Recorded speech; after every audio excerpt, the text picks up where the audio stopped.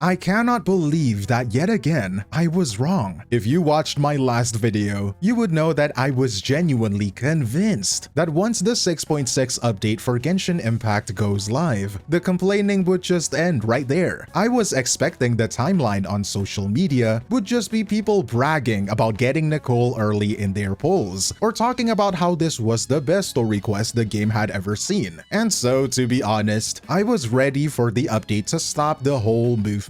Well, it didn't. Oh my god, it didn't. Surprisingly, the exact opposite happened, because the moment the servers went live and people actually sat down to play through the story quest, the community completely crashed out. And I mean literally, reaching trending levels of debates and frustration. People are giving it low ratings, calling it a trash quest. The content creators follow suit. God, man. And also, 𝗵𝗁 now been burned. Where are the consequences of that? What, is anything bad happened? No, you just allowed to do that because the Shade said so. Cool. What was the point?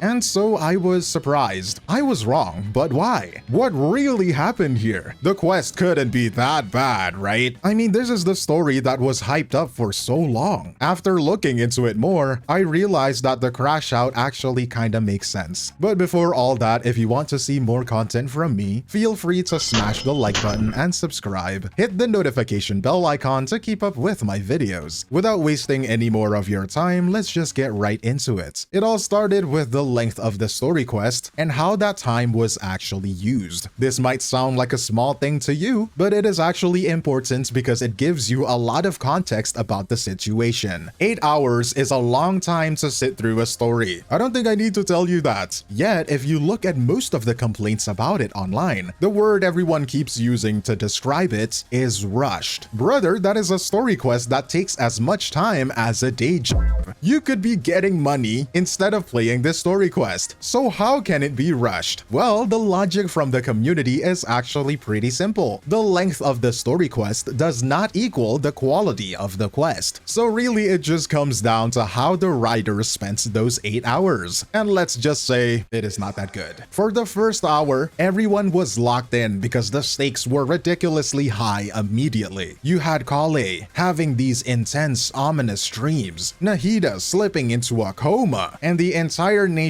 scrambling to organize evacuations. They threw in help from 𝗵𝗵, and out of nowhere, 𝗵𝗁𝗿𝗵𝗵 shows up to make things even more tense. Side notes, but why does this guy have 𝗔𝗏𝗄𝗏 as his 𝗵𝗐𝗏 introduction instead of 𝗵𝗁𝗿𝗵𝗏? Nobody knows, but who cares? He looks pretty and gay, and that is a W in my books. What, are you fucking gay? So everyone was sitting there thinking this was going to be the most insane, high-pressure quest the game had ever put out. But immediately after that intense setup, would it surprise you if I said that the common consensus about the quest is that for the next few hours, the tension completely vanished and everyone got bored out of their minds? Why is that, 𝗵𝗏𝗆ve? How could that possibly happen? The game sticks you into a brutal loop of just dialogue, and then walking, and then fighting a small group of enemies, to another dialogue, to another walking, to another dialogue, to another walking, puzzle solving, to another walking, to another dialogue. I think you get the point. It feels like a bloated world quest filler, and I think we all know that deeply in our souls. By the time the game suddenly remembered, it had an Archon quest to finish. It had to cram everything into the final stretch. All the actual action was jammed together right around the very end. You go from endless dialogue bloats straight into an arguably absolute cinema combat. Suddenly, you're throwing hands with the 𝗵𝗐𝗏 using the weirdest, most unoptimized trial teams imaginable, right before jumping into a massive, heavily teased boss fight that unfortunately also has its own problems. But too long didn't read. The community is upset because the story spends hours dragging its feet, only to panic sprint through the actual climax. When you spend 6-7 hours doing nothing, and then resolve a decade-long build-up in 10 minutes, obviously the ending is going to feel rushed. But while the pacing is horrible, there is another thing that is being debated very heatedly repeatedly on the internet, and it's about permanent consequences, or more specifically, the complete lack of them. So much so that the community labeled this game Nothing Ever Happens Impact. And looking at the reality of the situation, it is hard to blame them. The biggest talking point for players was the burning of 𝗼𝗵𝗁, which is basically the giant mystical tree that acts as the world's central database for history and memories. This is supposed to be a catastrophic world-shifting event. I mean, it is the literal roots of all knowledge in Teyvat. But for some god knows what reason, the writers basically have the characters shrug it off and say everything is fine because it was forced onto them anyway. Nahida literally grew from that tree, but she wasn't affected at all. All we got to show for the destruction of the world's database were 2 wilted ley lines and 1 guy going crazy just from being close to the city. Like, what is even going on? At this point, any sense of immersion is just gone. This complete lack of consequences started a broader realization among the player base that the overarching plot has no real stakes. Take the 𝗖cies, for example, the chess piece looking items that hold divine power. For years, the main driving force of the game has been chasing these things down or watching the villains steal them. But looking at the community discussions, people are pointing out that the loss of a 𝗖cies means absolutely nothing to the gods who actually hold them. And no matter what arguments you use to defend this fact, all of it is really just theories. A game theory. There is no official confirmation about why these things happen. You can sort of guess it back in 𝗖cie when the Geo Archon just handed his over, and it was pretty much confirmed by Inazuma when they didn't even show the 𝗖cies being handed over. "Oh yeah, I just gave it away," said Yae Miko. "Gave away the 𝗖cies, I guess. The Pyro 𝗖cies has vanished, I guess." What happens? Nothing. It's not like they care anyway, apparently. So what's the point? I don't know. But what really broke the community's immersion was the dialogues after the cinema moment. After watching the literal foundation of reality get wiped out, you would expect a heavy, at least meaningful debrief about the future of the world, right? Like, ooh, what is gonna happen next, you thought? Surely this thing happening has insane after effects, right? So why are we talking about food? Why is the god of Dendro spending more time talking about tomatoes than discussing the literal annihilation of 𝗼𝗁𝗁?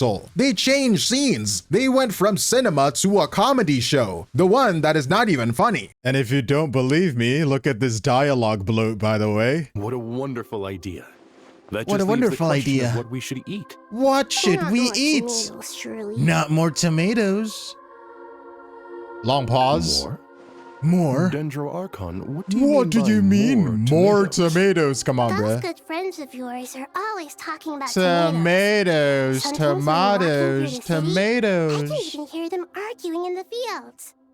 Since you see them so Oh often, you my must care about dialogue tomatoes even more than I bloat. do. Tomatoes. Tomato, tomato. Oh, who cares? Lord? It builds up these massive apocalyptic scenarios only to immediately pivot back to childish, low-stakes, slice-of-life chatter. And can you tell me why? It feels like the writers just didn't care about the weight of their own story, which, to be honest, I'm not even surprised about at this point. And then you have the playable characters themselves, who seem wrapped in a permanent layer of safety. The script tries to tell you that the entire nation of Sumeru was on the verge of total destruction, but none of the cast actually conveys that. The writing kept reverting back to cheap, predictable character gimmicks. The community pointed out how absurd it felt to have Cyno cracking jokes while they were actively discussing the fact that their god was in a coma. Kaveh spent the majority of his screen time stealing the focus by screaming and bickering over his usual housemate drama. These characters are written so one-dimensional here that it completely derailed the tension. The only character who escaped this criticism was Tighnari. The player base widely highlighted him as the sole voice of reason throughout the entire questline, mostly because his dialogue actually matched the gravity of the situation. While everyone else was acting like they were on a school field trip, Tighnari was the only one treating the emergency like an actual emergency, which ironically made everyone else look even more detached from reality. Nobody in the group acts stressed, nobody conveys a sense of urgency, and the tension only exists exist when a character explicitly reminds you of it in the dialogue. A world-altering catastrophe gets completely trivialized, leaving the characters to casually shrug it off with lines about how they just have a fight tomorrow. Isn't that insane? No wonder the players are angry. The worst discourse among every other topic in this video, though, is how the game completely fumbled the final showdown with 𝗖𝗏𝗏. And to be honest, it is impressive how this multi-billion-dollar nuclear reactor-owning company